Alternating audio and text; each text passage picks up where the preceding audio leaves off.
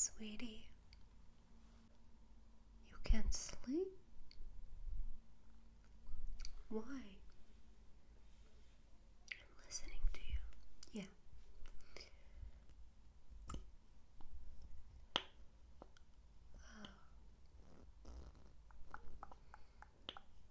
I know.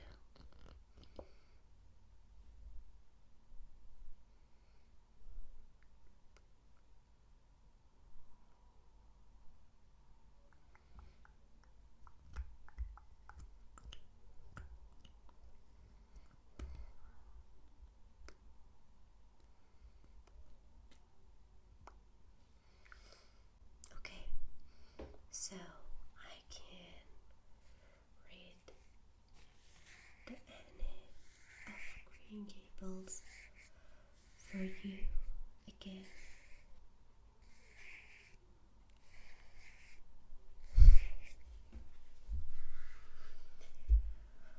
We just finished the part 4 and we're gonna start the part 5. Yes, it was 6 part. I have another book actually that I'm interested in and I think you love it too. So if you want, I can read The Little Prince after this. What do you think?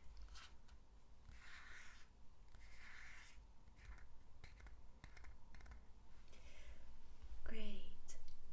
So let's start part 5 and I hope you get tingle, tingle, tingle, tingle, tingle, tingle, and get relax, relax, relax, relax, relax, relax,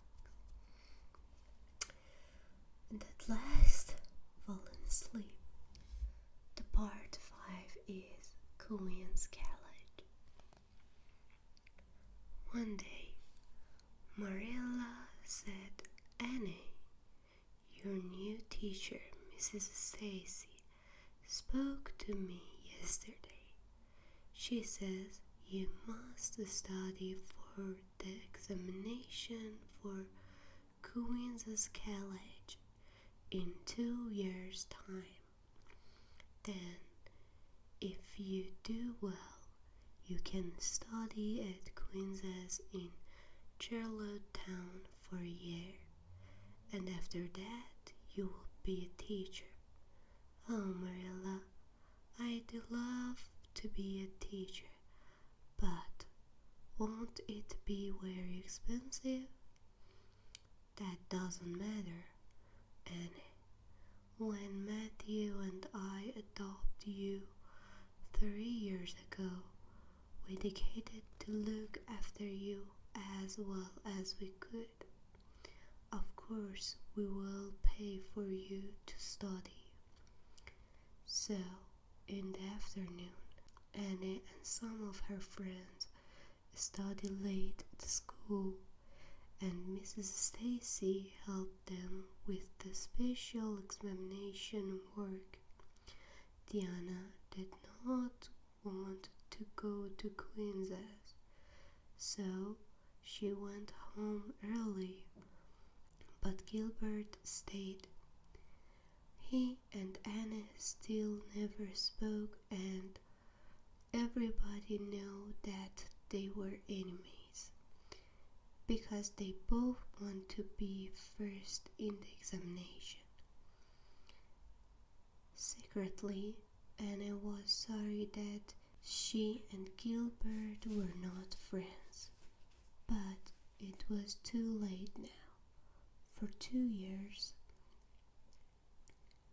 Annie studied hard at school. She enjoyed learning, and Mrs. Stacy was pleased with her, but she didn't study all the time. In the evenings and at weekends, she visited her friends or walked through the fields with Diana, or sat talking to Matthew.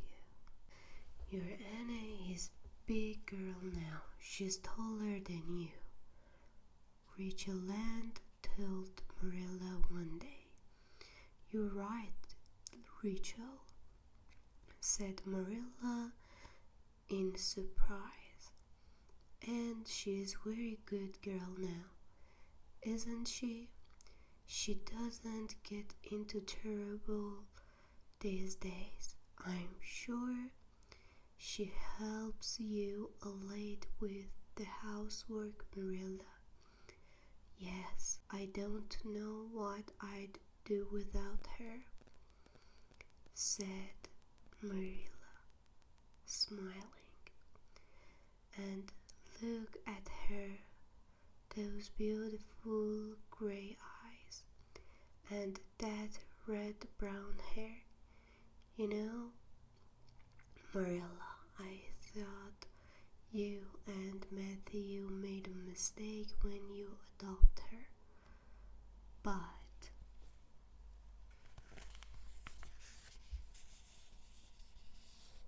Anna and Mrs. Stacy and her friends.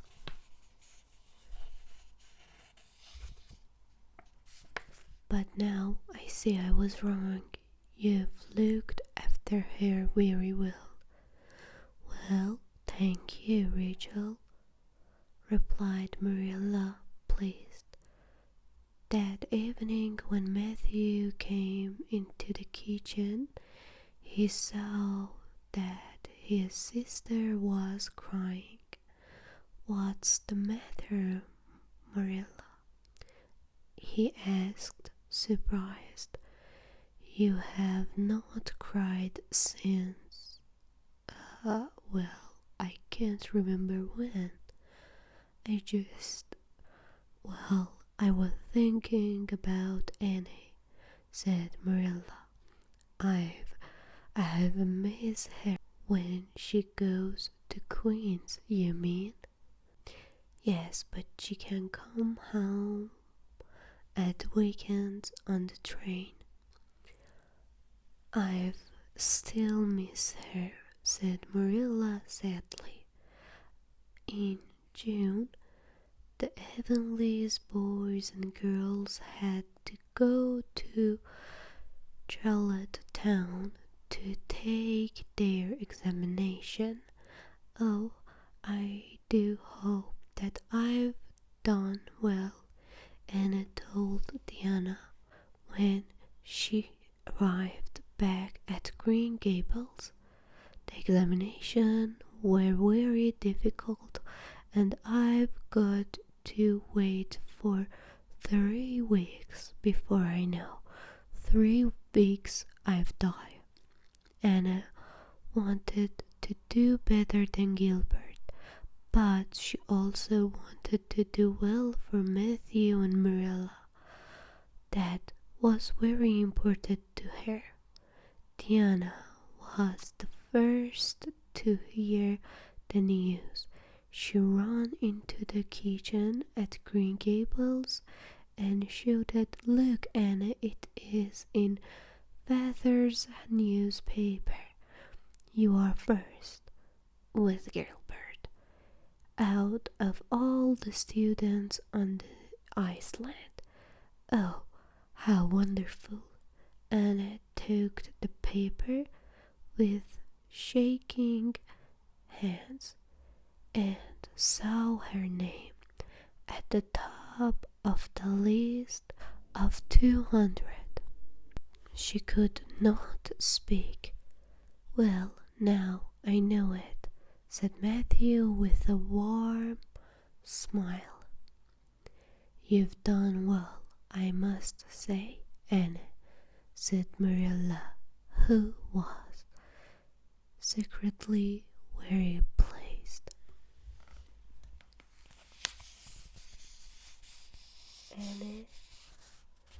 Anna and Diana and Marilla in the kitchen.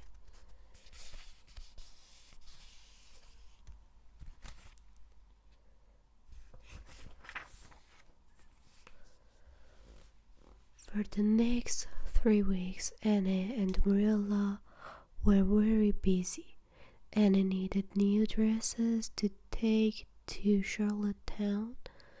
The evening before she left, she put on one of her new dresses to show Marilla. Marilla watched the happy young face. She remembered the strange, thin little child with her sad eyes, who arrived at Green Gables 5 years ago, and she started crying quietly. "Marilla, why are you crying?" asked Anna. "I was just thinking of you when you were a little girl," said Marilla, "and you're going away now, and I've been lonely without you." Anna took Marilla's face in her hands. "Marilla, nothing will change. Perhaps I'm bigger and older now, but I've always been your little Annie, and I've loved you and met you in Green Gables more every day of my life." Marilla could not say what she felt like Anne, but she could show it. She put her arms around her girl and held her close to her heart. "Matthew, Anne, and Marilla." And so after the next year, Anna lived in Charlottetown and went to college every day. She sometimes came home at weekends, but she had to study hard. Some of her Avonlea friends were at Queen's too, and also her enemy, Gilbert Blythe. Anna saw that he often walked with other girls.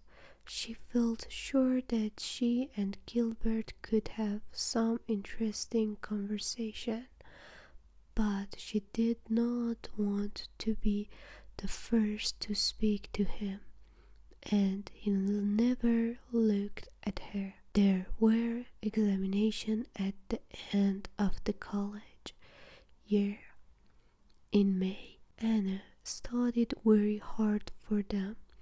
"I'd love to get the first place," she thought, "or perhaps I could get the very prize."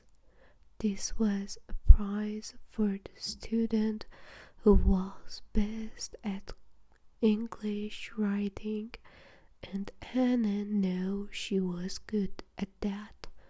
The every prize paid for a free place for 4 years at Redmond College, one of the best colleges in Canada.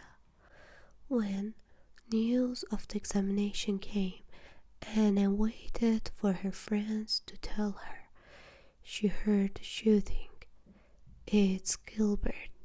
He's the first," she felt high, but just then she heard another shoot, and Shirley's got the every. And then all the girls were round her, laughing and shouting. "Matthew and Marilla will be pleased," thought Anne.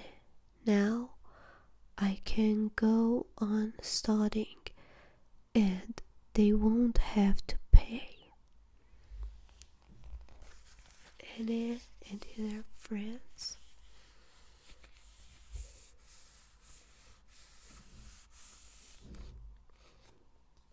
It was the part 5, and if you are interested in, just have to click in the description box for another part, and and the part 6 is coming. I'm gonna put it in the description box, and subscribe for